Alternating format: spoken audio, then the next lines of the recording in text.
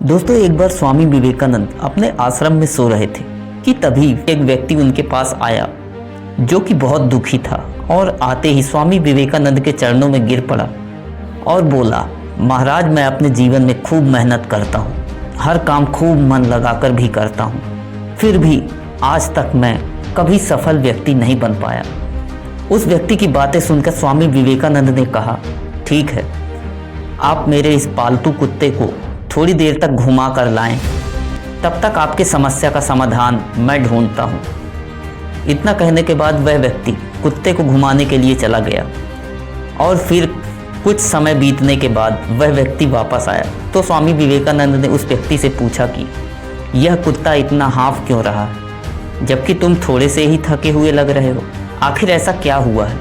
इस पर उस व्यक्ति ने कहा कि मैं तो सीधा अपने रास्ते पर ही चल रहा था, लेकिन यह कुत्ता इधर उधर रास्ते भर भागता फिर रहा था, कभी इधर जाता तो कभी उधर जाता और कुछ भी देखता तो उधर ही दौड़ जाता था, जिसके कारण यह इतना थक गया है। इस पर स्वामी विवेकानंद ने मुस्कुराते हुए कहा, बस यही तुम्हारे प्रश्नों का जवाब है। तुम्हारी सफलता की मंजिल तो तुम्हारे सामने ही होती है, लेकिन तुम अपने मंजिल के बजाय इधर उधर भागते हो, जिससे तुम अपने जीवन में कभी सफल नहीं हो पाए।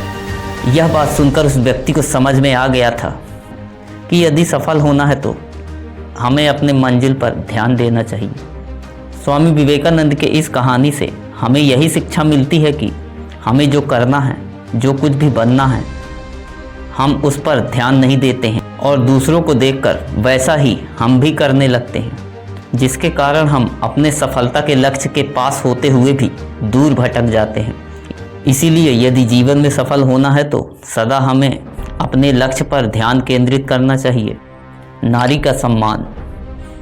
स्वामी विवेकानंद की ख्याति देश विदेश में फैली हुई थी।